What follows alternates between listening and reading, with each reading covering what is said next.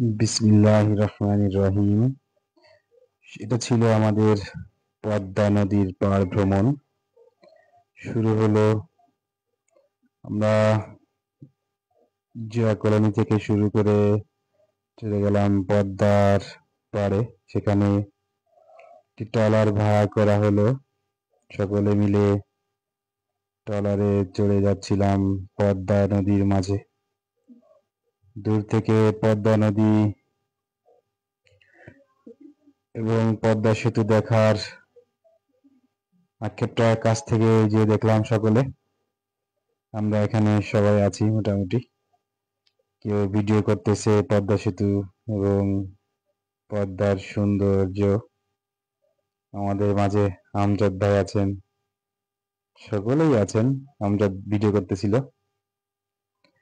যাক, অনেক মজা করলাম পদ্মা নদীতে ভ্রমণ করতে করতে। এরপরে আমরা পদ্মার এক চরে যে আমাদের সেই আকর্ষণীয় ফুটবল খেলা শুরু করবো। এখন আমরা ফুটবল নিয়ে আমরা চরে নেমে গেলাম। জামিল খুব এক্সাইটেড, সে গোল দিয়েই ছেড়ে দেয়। সবাই বল শট শুরু করেছে। জনবল জাগিয়েছিলাম, 2 ভাগ করে আমরা খেলা শুরু করলাম। খেলা চলছিল, অবশ্য এক পক্ষ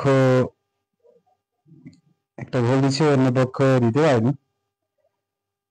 সেই সুবাদে চলছে আমাদের ফুটবল খেলা। পদ্মার চরে বালু পানি, অনেক মজা করছে সবাই। পদ্মা সেতুর কাছেই চরটা আর কি। সবাই মিলে খোলা মাঠে বল খেলা শুরু করলাম। যে যেদিকে পারছে ছটাইতেছে বল।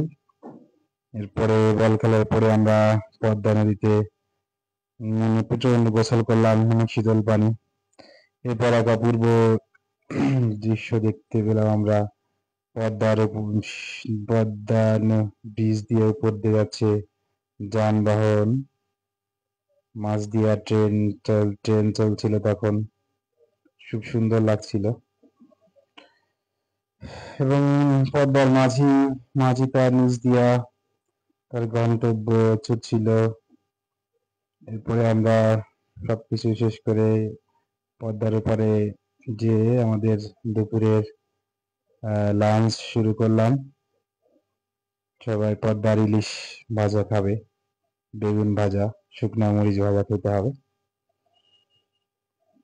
এবং স্পেশাল মাছ ভর্তা খাবে।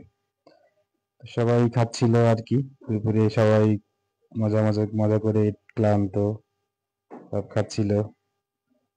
খাওয়া দাওয়া শেষ করে আমরা এখানে কিছু বিশ্রাম নিলাম। বিশ্রাম নেওয়ার পরে আমাদের ছিল বিশেষ আকর্ষণ লাকি কুপন, যেটা অবশ্যই আপনারা স্ক্রিনে দেখতে পাচ্ছেন। সবাই পুরস্কার পেয়েছে। ধন্যবাদ, সবাই পাশে থাকবেন। ধন্যবাদ।